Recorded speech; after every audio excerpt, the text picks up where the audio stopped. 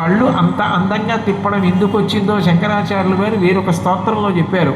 దేవస్యాం కాశ్రయాయా కులగిరి దుహితుర్నేత్రకోణ ప్రచార ప్రస్తారాన్ అంటూ పార్వతీదేవి కళ్ళు తిప్పుతున్నప్పుడు చూసింది. చూసి అమ్మవారు ఎంత బాగా కళ్ళు తిప్పుతోందో అని ఇలా శివుడు పట్టుకుంటే ఎడం పక్కన పార్వతీదేవి కదా అర్ధనారీశ్వర స్వరూపంలో, ఆవిడ కళ్ళు తిప్పడాన్ని ఇది కూడా బాగా అనుకరించి నేర్చుకుంది. దేవస్యాం కాశ్రయాయా కులగిరి దుహితుర్నేత్రకోణ ప్రచార ప్రస్తారాన్ అని అటువంటి జింక ఆయన ఎడమ చేతిలో పట్టుకుని ఉంటాడు. దూర్జట్ అన్నాడు, ఏమయ్యా నీకు నిజంగా మాంసం అంటే శివాంత ఇష్టం అనుకో, బొత్తిగా ఎంగిలి మాంసం తినేస్తావా? కన్నప్ప పట్టుకొచ్చింది. నిజంగా నీకు తినాలనుంటే అందరూ వెళ్ళిపోయిన తర్వాత తలుపు వేసేసుకొని ఈ చేతిలో గండ్రగొడ్డలు ఉంది, ఈ చేతిలో లేడు ఉంది, ఈ గండ్రగొడ్డలు బట్టి ఈ లేడిని ఒక్క దెబ్బ కొట్టి ఇంత మాంసం తీసుకొని నెత్తి మీద గంగం ఉంది, చేతిలో కపాలం ఉంది, కపాలంలో కాసి నీళ్లు పోసుకొని ఆ మాంసం ముక్క పడేసుకొని మూడో కన్ను అగ్నిహోత్రం ఉంది దాని మీద ఉడకేసుకొని నోట్లో పడేసుకుంటే ఎవడు కాదన్నాడు. బయటికి వెళ్ళాలా ఏమైనా తెచ్చుకోవాలా? స్టవ్ దగ్గర నుంచి అన్నీ నీ దగ్గరే ఉన్నాయి. మూడో కన్ను అగ్నిహోత్రం. హాయిగా తినడం మానేసి ఎందుకయా ఒక బోయవాడు పెట్టినటువంటి ఆహారం తినేసావా? నీకున్మాంసము వాంఛయేని కరువా నీ చేత లేడుండగా, జోకైనట్టి కుఠారముండ అనల జ్యోతుండ నీరుండగా, పాకం బొప్ప ఘటించి చేతి పునుకన్ భక్షింపక బోయిచే చేకుంటెంగిలి మాంసమిట్లు తగునా శ్రీకాళహస్తీశ్వర అన్నాడు. అంటే దాని అర్థం తప్పు పట్టడం కాదు, ఇంత సులభుడుగా నువ్వు ఉన్నావని నమ్మినటువంటి వాళ్ళకి అంత కిందకొచ్చేసి పలికే లక్షణం ఉన్నవాడివా? అంతటి మహానుభావుడు, అంతటి కరుణామూర్తి, భక్తికి అంత పెద్దపీట వేసేవాడు శ్రీకాళహస్తీశ్వరుడు. తల్లో జ్ఞానప్రసూనాంబ కేనోపనిషత్ అని ఒక ఉపనిషత్తు. ఆ ఉపనిషత్తులలో ఉమాస్వరూపంగా అమ్మవారిని కీర్తిస్తారు.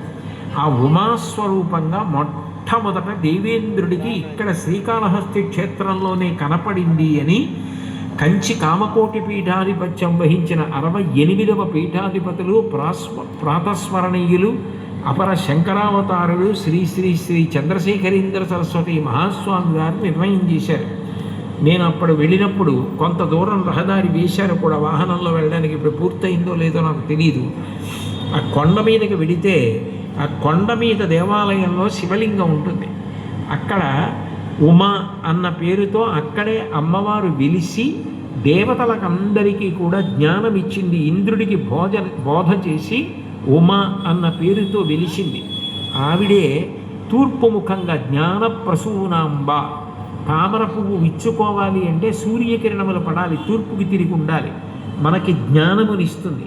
అవిద్యానామంతస్తిమిరవిహిరోద్దీపనగరీ జడానాం చైతన్యస్తబక మకరంద శృతిశరీ దరిద్రాణం చింతామణిగుణనిక జన్మజలధౌ నిమగ్నానాం దంష్ట్రా మురరిపు వరాహస్య భవతి అంటారు శంకరాచార్యులు వారి సౌందర్యలహరిలో.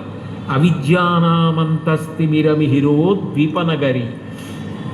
ఆవిడ అజ్ఞానం అనేటటువంటి కటిక చీకటికి సూర్యుడు ఉదయించేటటువంటి తూర్పు కొండ. ఆ సూర్య ఉదయం అయిందనుకోండి, ఆ కాంతి చేత ఎంతటి కటిక చీకట్లైనా విచ్చుకుపోతాయి. ఆవిడ జ్ఞాన ప్రసూనాంబ. సూర్యకిరణములు పడితే విచ్చుకుంటుంది తామరపు. అట్లాగే ఆవిడ జ్ఞానం ఇచ్చి హృదయ కుసుమము విచ్చుకునేటట్టుగా చేస్తుంది. ఆ తల్లి అవిద్యను పోగొట్టడంలో సూర్యుడి వంటిది. అవిద్యానామంతస్తిమిరమిహిరోద్దీపనగరి జడానాం చైతన్యస్తబకమకరంద శృతిఝరి. జడత్వం భయంకరమైనటువంటి లక్షణం. జడత్వం అంటే అర్థం ఏమిటంటే అన్నీ వింటాడు, ఏమీ స్పందించాడు. అన్నీ వింటాడు, అన్నీ రాసుకుంటాడు, అన్నీ చదువుకుంటాడు, కానీ ఏదీ పాటించాడు. ఆ పాటించకపోవడాన్ని జడత్వం అంటారు. జడత్వం విరిగిపోవాలంటే జ్ఞానప్రసూనాంబ దగ్గరికి వచ్చి నమస్కారం చేయాలి. చేస్తే ఆవిడ ఏం చేస్తుంది అంటే మనలో ఉన్న జడత్వాన్ని తీసేస్తుంది. ఎందుకనంటే ఆవిడే చైతన్య స్వరూపిణి జ్ఞానప్రసూనాంబ కాబట్టి. జడానాం చైతన్యస్తబకమకరంద శృతిఝరి దరిద్రాణం చింతామణిగుణనిక జన్మ జలధౌ నిమగ్నానాం దంష్ట్రా మురరిపు వరాహస్య భవతి. ఆవిడ దరిద్రులైన వాళ్ళందరికీ కూడా చింతామణి పేరు. అంటే చింతామణి ఒక్కటి ఉందనుకోండి ఇంట్లో, మీరు ఏదైనా ఇది కావాలని చింతించగానే దాన్ని ఇచ్చేస్తుంది ఆ చింతామణి. ఆవిడ చింతామణుల పేరు. లలితా సహస్రనామమే 1000 మణుల పేరు. ఆవిడ యొక్క ఒక్కొక్క పేరు ఒక్కొక్క మణి, ఒక్కొక్క చింతామణి. చింతామణి పాణిగ్రాహి పరమశివుడు. అటువంటి చింతామణి స్వరూపమైన తల్లి ఆవిడ మ్రోల నిలబడితే ఆ బంగారు చీర కట్టుకుని ఆ కళ్ళ అంత ప్రేమతో మయి జనని దృష్టి సకరుణ అంటారు శంకరులు.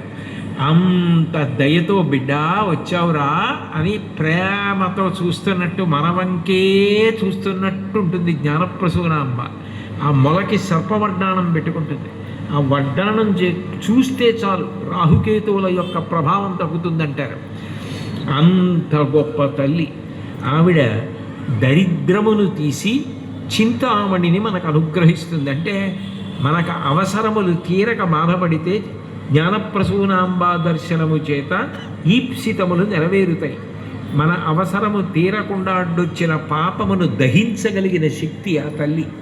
కాబట్టి దరిద్రాణం చింతామణిగుణనిక జన్మజలధౌ నిమగ్నానాం దంష్ట్రా మురరిపు వరాహస్య భవతి.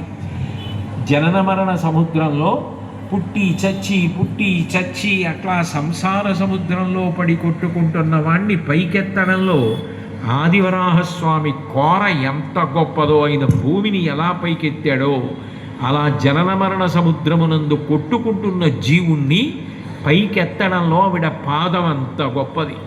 అటువంటి తల్లి జ్ఞానప్రసూనాంబ. అవతల వైపు దక్షిణామూర్తి. మౌనవ్యాఖ్యా ప్రకటిత పరబ్రహ్మతత్వం యువానం వర్షిష్టం తే వసదృషిగణైరవృతం బ్రహ్మనిష్టై ఆచార్యేంద్రం కరకలిత చిన్ముద్రమానందరూపం స్వాత్మారామం ముదితవదనం దక్షిణ చెయ్యవలసి వస్తే అన్ని మూర్తులలోకి ధ్యానమునకు చాలా చాలా గొప్ప మూర్తి ఎవరు అని నిర్ణయం చేయవలసి వస్తే అంత మంగళప్రదమూర్తి, అంత తొందరగా అనుగ్రహించే మూర్తి, మనసు అంత తొందరగా నిలబడేటట్టు చెయ్యగలిగిన మూర్తి దక్షిణామూర్తి. అందుకే దక్షిణామూర్తిని ఉపాసన చేయమంటారు. ఇప్పటికీ కాకినాడ గోశాలలో ధ్యాన మందిరంలో ఎదురుగుండా గోడ మీద శ్రీకాళహస్తి క్షేత్రంలో ఉన్న దక్షిణామూర్తే ఉంటారు. నిజానికి దక్షిణామూర్తి చిత్తరువు ప్రతి ఇంట్లో ఉండాలి. పిల్లలందరూ కాసేపు కూర్చొని అలా దక్షిణామూర్తి వంక చూసి దక్షిణామూర్తి ఎలా కూర్చుంటారో, ఏ కాలు మీద ఏ పాదం వేసుకుంటారో బాగా మనసులో ధ్యానం చేసి పట్టుకుంటే విద్య బాగా వస్తుంది. సమస్తమును అనుగ్రహిస్తాడు.